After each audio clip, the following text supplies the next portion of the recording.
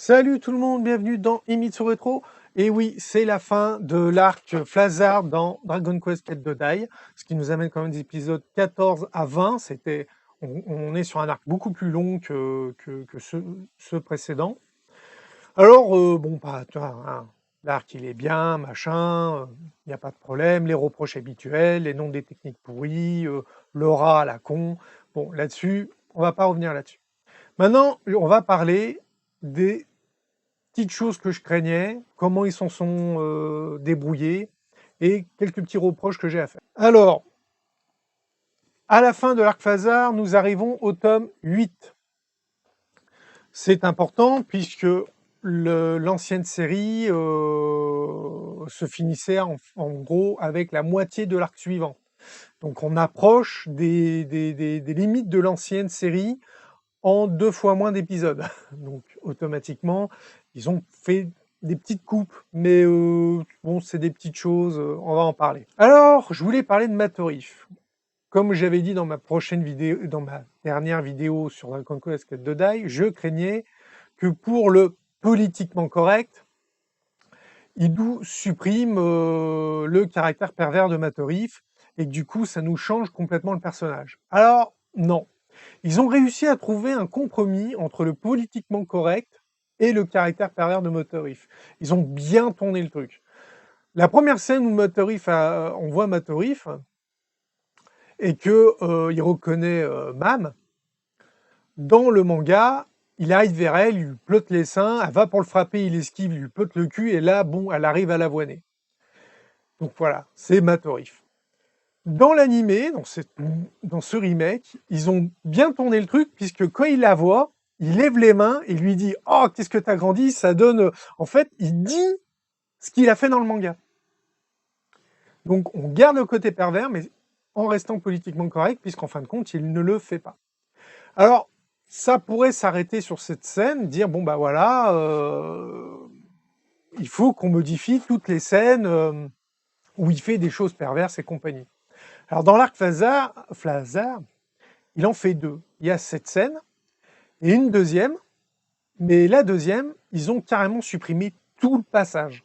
Et c'est pour ça que je vous dis, ils ont fait 2 fois moins d'épisodes pour pratiquement rattraper le premier dessin animé.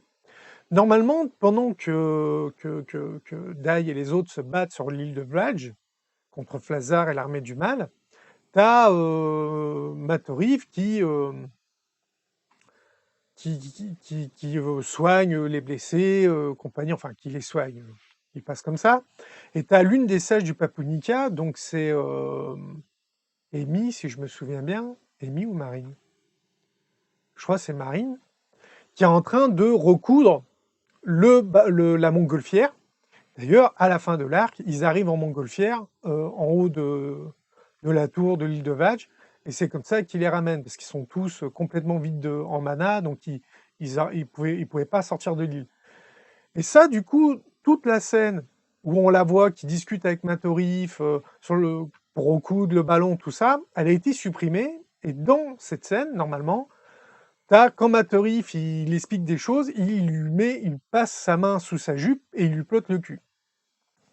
Donc moi je m'étais demandé comment ils allaient modifier ce passage, parce que quand j'avais vu la première qu'ils avaient modifiée, quand il annonce qu'ils avaient bien modifié, qu'il arrive, ah ça me donne envie de te plotter les seins, machin et compagnie, je m'étais dit, je le vois pas dire à la sage, ah j'ai envie de te plotter le cul, machin, parce que justement il le fait discreto, c'est comme il parle sérieusement, elle est là, elle bloque, parce qu'elle est obligée d'écouter ce qu'il est en train de dire, et c'est seulement une fois qu'il a fini qu'elle lui met une gifle.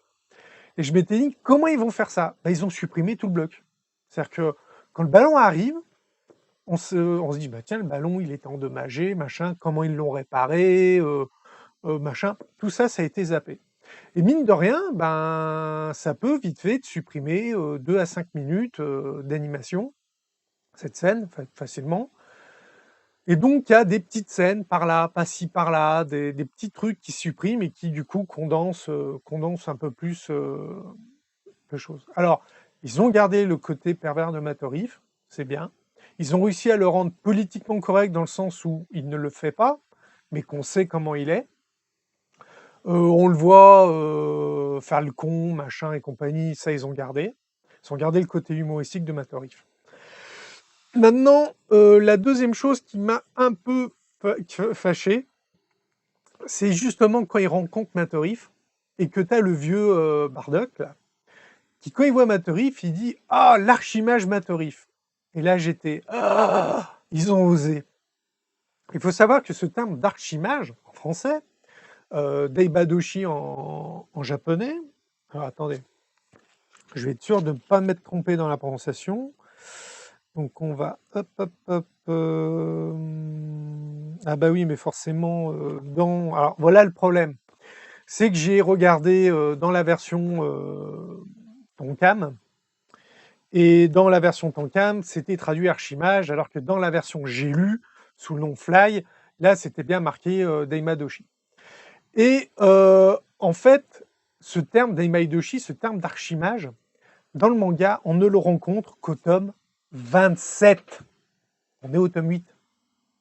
La première fois qu'on l'entend, c'est au tome 27. Et donc, là, ça m'a énervé. Pourquoi? Parce que déjà, ce n'est pas un terme officiel dans le monde de Dai. C'est Matt Rife qui l'a créé. Il en était l'unique possesseur à la base. Ensuite, automatiquement, Pop l'aura aussi, puisque c'est son élève. Le problème, c'est qu'un jour, ce qui se passe, c'est que Pop voit Matt Rife utiliser 2 sorts en même temps, et de nature différente. Un sort d'attaque et un sort de soin.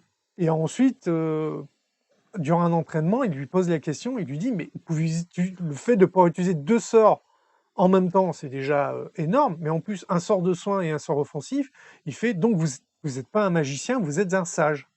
Et Matt Rife répond, il dit non, je n'aime pas le terme sage, il trouve ça hautain, il n'aime pas le terme sage. Et effectivement, les sages, le problème des sages, c'est que c'est des touches à tout, aussi bien magie d'attaque, magie défense, magie de soutien, magie de soin, ils font tout. D'ailleurs, Léona est une apprentie sage, ils font aussi de la politique, des machins, ils se veulent très intelligents, à conseiller les rois et compagnie. Et ça, Matt Rife, tout ça, il le supporte pas. Lui, il dit, je suis pas un sage, je suis un magicien. Lui, la philosophie du magicien. C'est-à-dire qu'en fin de compte, il peut faire tout ce que fait les sages, mais en plus puissant, puisqu'à la différence d'eux qui ont touché à tout sans vraiment se spécialiser, lui en tant que magicien, il est quand même beaucoup plus spécialisé dans les magies offensives. Et du coup, il a créé ce terme de Daimadoshi, qui donc peut être traduit par archimage, qui nomme le mage le plus puissant. Et de voir si tôt dans l'animé, dès l'épisode 14, arriver et dire « Ah, vous êtes l'archimage Matt Rife », j'étais... Non, non, le terme, on l'a que bien plus tard dans la série. Du coup, ça pose une question. C'est, vont-ils vraiment adapter toute la série? Parce que s'ils utilisent des termes qui, normalement, ne sont que bien plus tard dans la série, on ne sait pas trop. Parce que soit ils se disent, bon, ce terme, ok, on l'a plus tard, mais il est valable, donc on le met dès le début. Mais du coup, ils gâchent la surprise de quand on le découvre. Ou alors, ils font, ah, le terme, il est classe, c'est dommage de ne pas l'utiliser parce qu'on ne va pas jusque-là. Alors, moi, ça me pose la question, ça m'a posé le problème, cette histoire de Daimadoshi, qu'on l'ait si tôt dans la série. C'est quelque chose qu'on apprend qu'au tome 27, c'est dans une situation qui est juste énorme, avec un super combat et tout, et là, ça tombe comme un cheveu sur la soupe, ah tiens, c'est l'archimage Matt Rife, et j'étais là, mais non, mais c'est un truc qui est vachement... Enfin bon, voilà. Ça, pour moi, c'est un gros reproche sur l'adaptation de la série, de la façon qu'ils ont fait la série. C'est même pas une question de traduction française, hein. La série est en VO sous-titrée, que ça soit sur ADN ou sur Crunchyroll. Et moi, en VO, j'écoute bien ce qu'ils disent. J'essaye d'écouter le plus possible ce qu'ils disent en VO. Et ils ont bien dit Daimadoshi. J'étais là. Non, non, non, non. Sinon, dans l'ensemble, voilà. C'est-à-dire que, bon, ils ont supprimé une scène, ils ont réussi à rendre Matt Rife politiquement correct, ils se sont loupés sur ce terme, Mais sinon, dans l'ensemble, l'arc Flasar est bon. Si, il y a une autre scène qu'ils ont supprimée, je viens de m'en rappeler. Normalement, quand ils arrivent à la tour, là, dans l'animé, quand ils arrivent à la tour, ils combattent direct Flasar. C'est-à-dire que...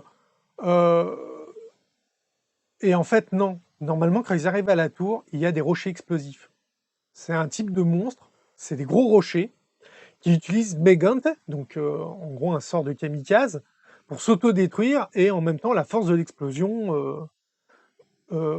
et ils s'auto-détruisent dès qu'on les touche. Donc au début, tu les vois, ben, ils sont là, tout doucement, entre les rochers, pour pas les toucher, parce qu'en plus, ils savent que s'ils en pètent un, la déflagration va toucher les autres, donc du coup, ils vont tous exploser, et qu'en gros, ils sont condamnés, quoi. Ben, ça, ils l'ont supprimé aussi.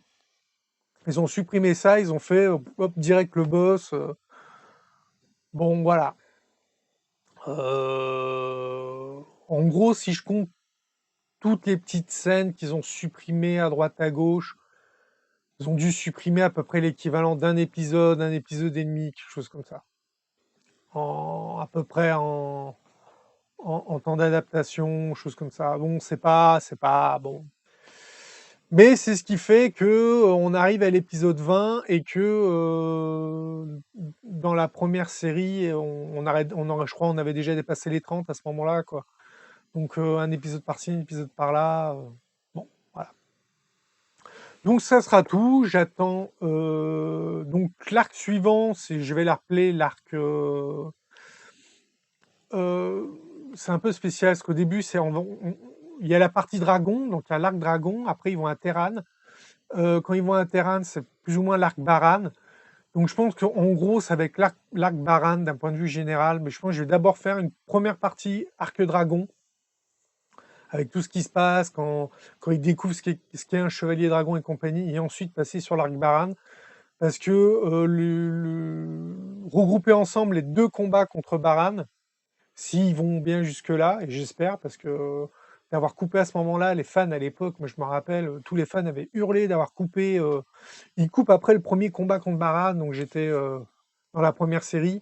Là, non, il faut qu'ils aillent jusqu'au deuxième combat et compagnie. Donc, non,